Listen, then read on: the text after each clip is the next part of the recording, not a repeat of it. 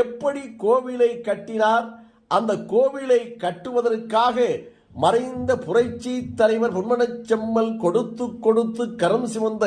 எங்கள் தங்கம் எம்ஜிஆர் அவருடைய துணைவியார் ஜானகி அம்மா எப்படி இவருக்கு வழிகாட்டினார்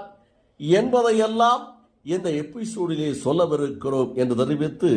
வருகின்ற ஜனவரி மாதம் 5ஆம் தேதி முதல் லீலாவதி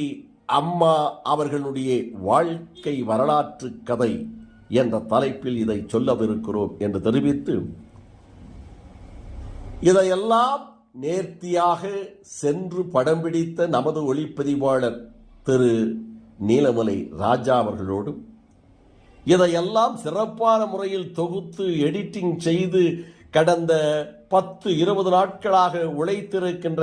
நமது ஒளிப்பதிவாளர், எடிட்டர், நம்முடைய செய்தியாளராக